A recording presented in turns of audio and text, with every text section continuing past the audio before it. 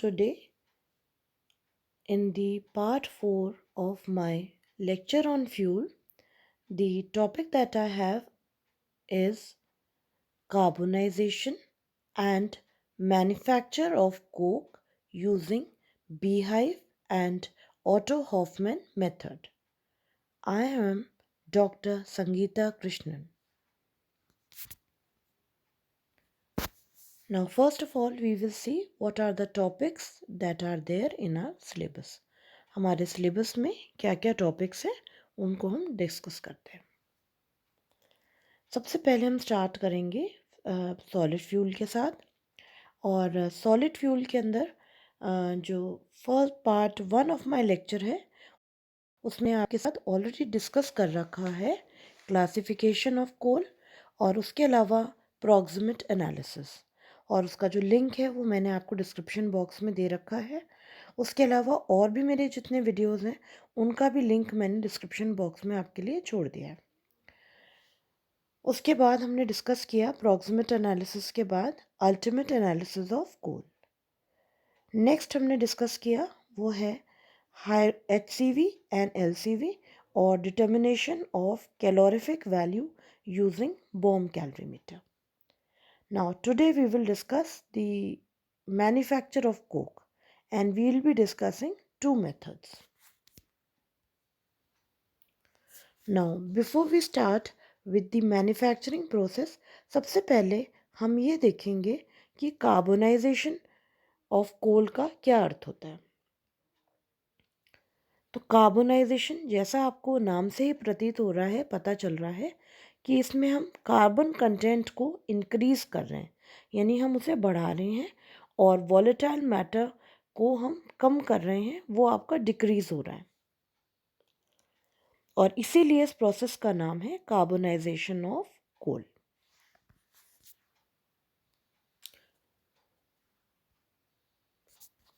फिर आती है दो प्रकार की कार्बोनाइजेशन होती है। पहली टाइप की आती है जिसे हम कहते हैं लो टेम्परेचर कार्बोनाइजेशन, और सेकंड होती है हमारी जिसे कहा जाता है हाई टेम्परेचर कार्बोनाइजेशन। दोनों ही प्रोसेस के अंदर कोयले को कोक में परिवर्तित किया जा रहा है और ये गर्म किया जा रहा है उसको टेम्परेचर पे। तो इसीलिए दोनों प्रकार की हमारी कार्बोनाइजेशंस हैं। सबसे पहले हम डिस्कस करेंगे लो टेम्परेचर कार्बोनाइजेशन। अब जैसे कि आपको नाम से ही मिल रहा है, पता चल रहा है कि यहाँ पर जो कार्बोनाइजेशन की जा रही है वो कम टेम्परेचर पे की जा रही है। तो इसका जो टेम्परेचर होता है that is from 400 to 700 degree centigrade में कोल को हीट किया जाता है, एंड एज अ रिज़ल्ट वो कोक में परिवर्तित हो जाता है और कार्बोनाइजेशन उसका हो जाता है। और इस तरह के कोक का इस्तेमाल घर के फ्यूल में या डोमेस्टिक फ्यूल में काम में ज़्यादातर उसे लिया जाता है। Second type of carbonisation is high temperature carbonisation. तो जब कार्बोनाइजेशन यानी कोल को हीट किया जाता है एब्सेंस ऑफ एयर के अंदर और टेम्परेचर उसका 900 टू 1200 डिग्री सेंटीग्रेड के बीच में होता है, तो उसको कहा जाता है हाई टेम्परेचर कार्बोनाइजेशन। और ऐसी कोक का इस्तेमाल ज़्यादातर मेटलर्जिकल कोक बनाने के अंदर किया जाता है। इसके बाद हम देखेंगे कि अच्छे कोक के अंदर क्या क्या पॉसिबिलिटी या क्या क्या उसके अंदर कैरेक्टरिस्टिक्स होने चाहिए। सबसे पहले आती है कंडीशन जहाँ पे आती है प्योरिटी। तो जो कोक होता है मेटलर्जिकल कोक, अच्छे कोक के अंदर वो फ्री होना चाहिए मॉइस्चर से यानी नमी से, सल्फ़र से because sulphur acid rain cause करता है, नाइट्रोजन से, फॉस्फोरस से, ताकि सिर्फ और उसके अलावा ऐश भी उसके अंदर नहीं होनी चाहिए। सेकंड प्रॉपर्टी आती है पोरोसिटी। पोरोसिटी मीन्स कि कितनी वो चीज़ पोरस है या उसमें कितने उसके अंदर होल्स हैं। तो अच्छे मेटलर्जिकल कोक की निशानी है कि वो पोरस होना चाहिए, उसमें बहुत सारे होल्स होने चाहिए जिसमें एयर रहती है और वो बर्निंग में हेल्प करती है। नेक्स्ट आता है कैलोरीफिक वैल्यू। तो जैसा कि आप देख रहे हैं कि calorific value is that energy, वो एनर्जी होती है जो कि रिलीज़ होती है जब आप एक यूनिट फ्यूल को बर्न करते हैं या जलाते हैं। तो ये कैलोरीफिक वैल्यू जितनी ज़्यादा होगी, जितनी हाई होगी, उतना ही अच्छी क्वालिटी का आपका फ्यूल होगा। नेक्स्ट आता है स्ट्रेंथ। तो स्ट्रेंथ भी जितना ज़्यादा कोक मजबूत होता है उतना ही अच्छी क्वालिटी का कोक वो कहलाता है। नेक्स्ट आता है कॉस्ट यानी कीमत। तो देखिए जो कॉस्ट कोक की होती है वो कम से कम होनी चाहिए, ठीक है। जितनी कम होगी कॉस्ट उतना ही अच्छा उसे कोक को माना जाएगा। नेक्स्ट आता है रिएक्टिविटी। तो देखिए रिएक्टिविटी उसकी कोक की मॉडरेट होनी चाहिए, ना बहुत ज़्यादा हाई होनी चाहिए, ना उसकी वैल्यू बहुत ज़्यादा लो होनी चाहिए, ठीक ठीक होनी चाहिए, मिडिल में होनी चाहिए। अब इसके बाद इसके क्वेश्चंस हम देखेंगे। तो क्वेश्चंस इसमें सिंपल आते हैं कि सबसे पहले आता है व्हाट इज़ कोक, कैसे आप उसे बनाएंगे, या तो बी हाइव मेथड से या ऑटो हॉफमैन मेथड के द्वारा आप कैसे उस कोक को बनाएंगे। अब नेक्स्ट हम डिस्कस कर रहे हैं मैन्युफैक्चर ऑफ कोक। तो देखिए कोक बनाने के बहुत सारे मेथड्स होते हैं, लेकिन आपके कोर्स में प्रिस्क्राइब्ड दो ही मेथड है। पहला मेथड आता है जिसे हम कहते हैं बी हाइव मेथड, और दूसरा मेथड आता है जिसे हम कहते हैं Otto Hoffmann method. Now beehive, जैसा कि आपको नाम से पता चल रहा है, बी यानी मधुमक्खी, हाइव यानी उसका छत्ता। तो इसका नाम बी हाइव इसलिए रखा गया है क्योंकि इसकी जो अपीयरेंस होती है वो एक हाइव की तरह होती है। जिस प्रकार एक छत्ता होता है उसी तरह की इसकी अपीयरेंस होती है, इसलिए इस मेथड को बी हाइव मेथड कहा गया है।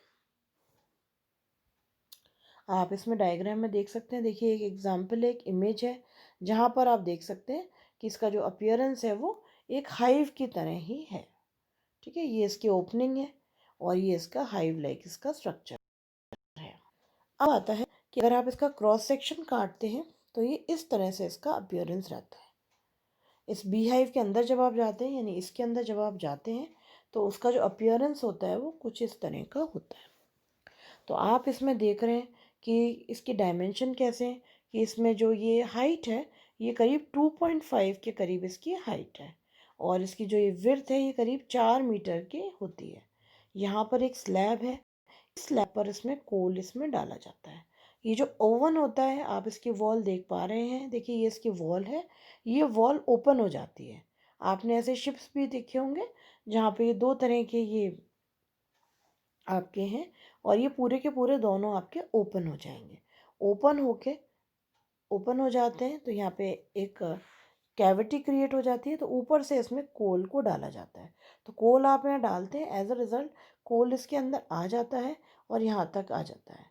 ये इसमें दो एक ओपनिंग है जहाँ से इसमें से मॉइस्चर और गैस को इवेपोरेट होगा। अब इसके अंदर इन कोक को फायर किया जाता है, इन्हें जलाया जाता है, बर्न किया जाता है, और एज अ रिज़ल्ट आपके पास दोनों तरह के ऑप्शंस हैं। आप चाहें तो इसको लो टेम्परेचर कार्बनाइजेशन कर सकते हैं। अगर टेम्परेचर इसका 400 से 700 के बीच में आप रखते हैं तो वो कहलाएगा आपका लो टेम्परेचर कार्बनाइजेशन।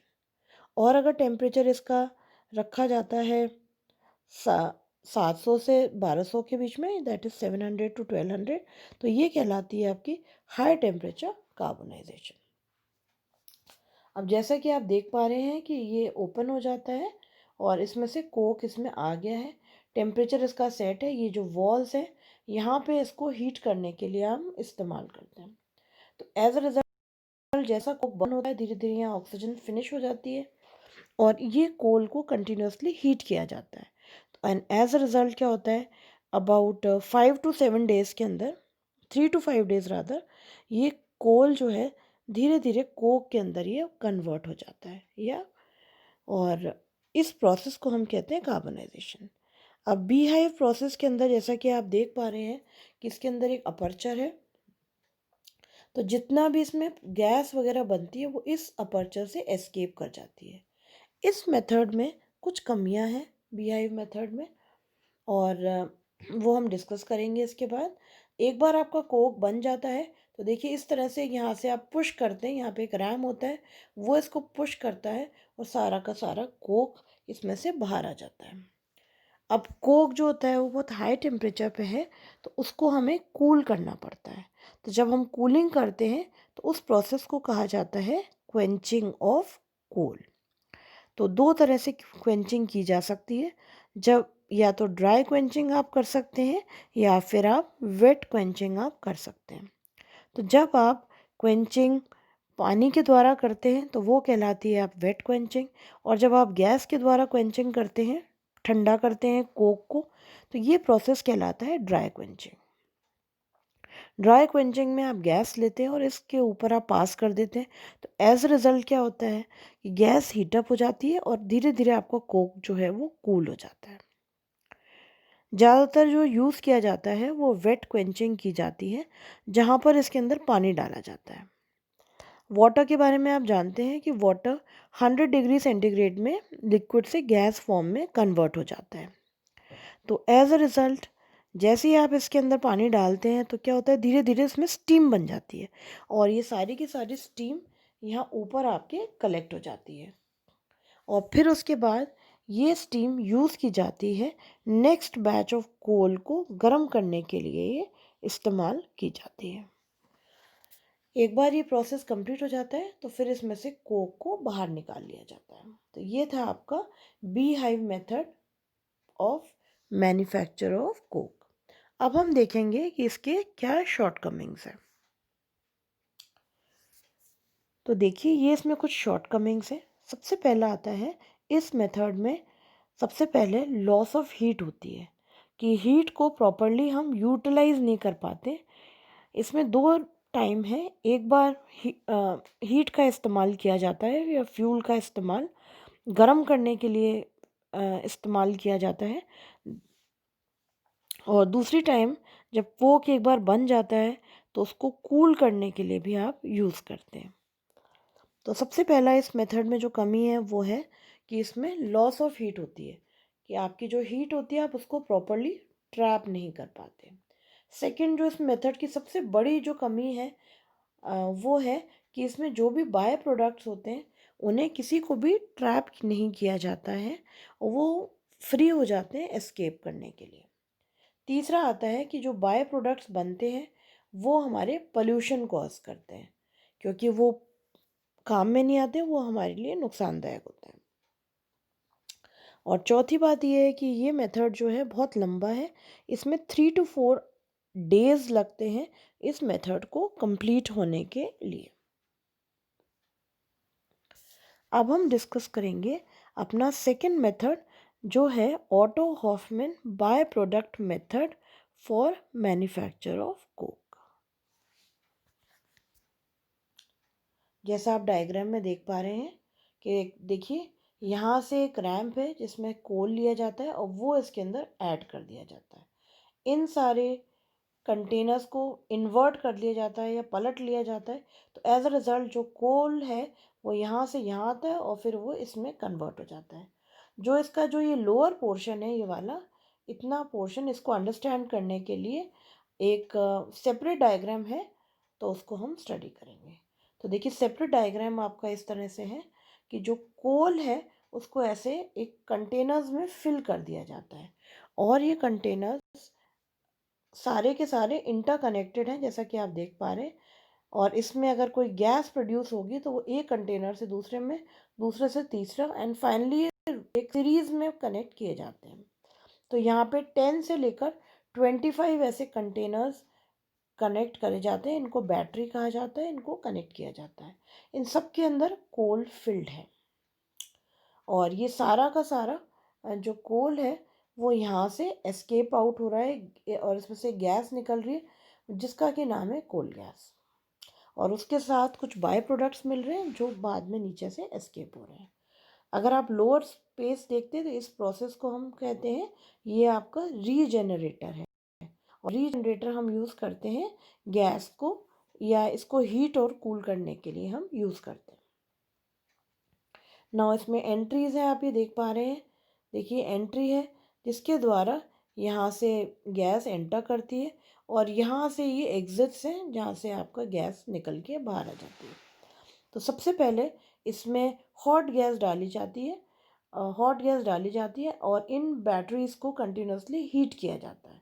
तो जैसे ही इन्हें हीट किया जाता है, इसमें जो भी वॉलेटाइल मैटर होता है वो निकल के यहाँ से बाहर से एस्केप कर जाता है, यहाँ से मूव करके अलग कंटेनर्स में चला जाता है, जिसे आप नेक्स्ट डायग्राम में आप देखेंगे। और उसमें बहुत सारे बाय प्रोडक्ट्स को हम ट्रैप करते हैं और ग्रेजुअली ये जितना कोल होता है ये कोक में कन्वर्ट हो जाता है। और जब ये कन्वर्ट हो जाता है कोक में, उसके बाद इनको इन्वर्ट किया जाता है, इस पूरे कंटेनर को इन्वर्ट किया जाता है। जैसे आप इनको इन्वर्ट करेंगे तो ये आपका सारा कोक है, आप एक रैम है इसे पुश करते हैं तो ये कोक आपका बाहर कलेक्ट हो जाता है। अब इसको स्टडी देख लीजिए कि किस तरह से इसमें से कुछ प्रोडक्ट्स को जो बाहर एक बार इन्वर्ट होके आता है वो ऐसे अलग अलग चेम्बर्स के अंदर जाता है। ये अलग अलग चेम्बर्स हैं जहाँ पर गैस जो प्रोड्यूस हो रही है वो लोअर साइड से उसमें डाली जा रही है और ऊपर से देखिए, आप ये हर डायग्राम में देख रहे हैं ये शावर है। तो शावर आ रहा है जिसमें एक लिक्विड आ रहा है, तो जैसे ही शावर आता है तो वो शावर नीचे गिरता है एंड यहाँ से गैस जो होती है वो अपने आप ही राइज करती है एंड एज अ रिज़ल्ट उसमें जितने सॉल्युबल कंपोनेंट्स हैं वो हट जाते हैं और रिमेनिंग गैस आपकी नेक्स्ट चेम्बर में चली जाती है। अब इसको अंडरस्टैंड करते हैं। ये हमारा पहला चेम्बर है, यहाँ पे हमारी लिक्विड अमोनिया की शावर आ रही है। लिक्विड अमोनिया की शावर आ रही है तो गैस के अंदर जितना भी अमोनिया होगा वो सब इसके अंदर डिज़ोल्व हो जाएगा, वो यहाँ पे कलेक्ट हो जाएगा और रिमेनिंग गैस हमारी नेक्स्ट चेम्बर के अंदर आगे बढ़ जाएगी। नेक्स्ट चेम्बर में जो चीज़ आ रही है वो आ रहा है वाटर आ रहा है। तो एज अ रिजल्ट वाटर भी आने से क्या हो रहा है कि जितना भी अमोनियम हाइड्रोक्साइड होगा, ये गैस आप देख रहे हैं, ये गैस यहाँ से ऊपर राइज करेगी धीरे धीरे और यहाँ शावर है जो ऊपर से नीचे आ रहा है।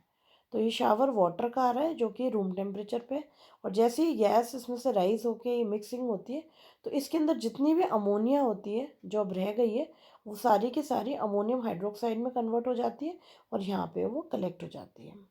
जो रिमेनिंग गैस है वो नेक्स्ट चेम्बर में पास होती है और नेक्स्ट चेम्बर में जाने के बाद धीरे धीरे ऊपर की तरफ राइज करती है।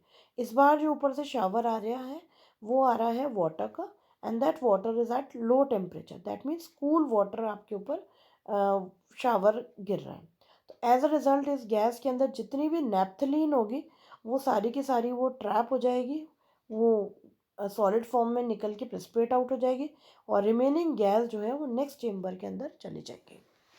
नेक्स्ट चेम्बर के अंदर जैसा कि आप देख रहे हैं यहाँ पर शावर है जहाँ से क्रेसोलेट ऑयल का शावर आ रहा है और क्रेसोलेट ऑयल आपका नीचे गिर रहा है और यहाँ पे गैस के अंदर जितनी भी बेंजीन होगी वो इस क्रेसोलेट ऑयल में डिज़ोल्व हो जाएगी, वो नीचे की तरफ चली जाएगी और रिमेनिंग गैस आपके यहाँ से नेक्स्ट चेम्बर के अंदर पास हो जाएगी। नेक्स्ट चेम्बर में आप देख रहे हैं शेल्स हैं अलग अलग और ये जो गैस है वो धीरे धीरे उसको सब शेल्स में से पास होके आगे जाना है। इन शेल्स के अंदर आयरन की ऑक्साइड है which is there to trap the H2S gas. देखिए आयरन ऑक्साइड रिएक्ट करता है के साथ फेरस सल्फेट H2S रिएक्ट करता है and as a result the iron oxide gets converted into the sulphide of iron और इस आयरन सल्फाइड ये पूरा ट्रैप कर लेता है और जब आप इसको हीट करते हैं तो एज अ रिजल्ट ये रिलीज़ कर देता है सारी H2S गैस। तो इस तरह से H2S गैस को हम ट्रैप कर लेते हैं और जो रिमेनिंग गैस है हमारी वो जितनी H2S गैस होगी वो इसमें ट्रैप हो जाएगी और रिमेनिंग गैस जो बाहर यहाँ पे निकल के आएगी वो एक लास्ट टाइप की गैस आती है जिसका कि नाम है कोल गैस। तो इस तरह से इस मेथड के द्वारा अब हम देखेंगे इसके क्या क्या एडवांटेजेस हैं और क्या क्या बाय प्रोडक्ट्स इसमें ट्रैप हो रहे हैं। तो देखिए इसमें जो बाय प्रोडक्ट्स बन रहे हैं वो है, सबसे पहले हमारा कोक बन रहा है, सेकंड हमारा बन रहा है अमोनिया बनती है, नेक्स्ट आता है नेप्थलीन, उसके अलावा आता है बेंजीन, फिर उसके अलावा H2S है हमारी और उसके बाद आती है कोल गैस। तो आप इसमें देख सकते हैं कि जहाँ बी हाइव प्रोसेस के अंदर ये सारे के सारे हमारे बाय प्रोडक्ट्स जो थे वो एस्केप कर रहे थे ट्रैप नहीं हो पा रहे थे। ऑन द कॉन्ट्ररी जो ये बाय प्रोडक्ट्स थे ये पोल्यूशन कॉज कर रहे थे। इस ऑटो हॉफमैन मेथड के अंदर इतने सारे बाय प्रोडक्ट इसमें से ट्रैप कर लिए जाते हैं जिससे कॉस्ट ऑफ प्रोडक्शन भी कम आती है। तो ये इसके मेरिट्स हैं। सबसे पहले आता है कि इसमें बहुत सारे बाय प्रोडक्ट्स हमारे बन जाते हैं। कोल तो ज़रूर कन्वर्ट होता है कोक के अंदर, उसके अलावा ammonia, naphthalene, benzene, H2S gas और कोल गैस, इतने सारे बाय प्रोडक्ट्स हमारे बन जाते हैं। सेकंड इसकी जो मेरिट है वो आती है कि यहाँ पर एनर्जी जो होती है वो कंजर्व होती है। एक बार जो जब प्रोसेस स्टार्ट होता है तब इसमें हॉट गैस डाली जाती है, तो हॉट गैस डालने से गैस कूल हो जाती है और जो चेम्बर्स होते हैं वो हॉट गैस में वो हीटअप हो जाते हैं और वो रिलीज़ करते हैं गैसेस। और जब ये प्रोसेस कंप्लीट हो जाता है हमारा, कोल कोक में परिवर्तित हो जाता है, तो कोक को कूल करने के लिए भी गैसेस फिर से पास की जाती हैं। इस बार हम कूल गैस डालते हैं उसके अंदर, एंड जैसे ही वो ऊपर डालते हैं वो एनर्जी लेकर और वो हॉट गैस में कन्वर्ट हो जाती है। तो इस तरह से, क्योंकि ये सारी बैटरीज कनेक्टेड है एक के बाद एक, तो इस मेथड के अंदर बहुत सारी एनर्जी हमारी कंजर्व हो जाती है। और सेकेंड एडवांटेज जैसे आपको बता रखा है वो है कि प्रोडक्ट्स भी हम ट्रैप कर पा रहे हैं। तो ये था beehive and Otto Hoffmann by product method. I thank you very much for listening to me. I hope you have understood the lecture. Thank you very much.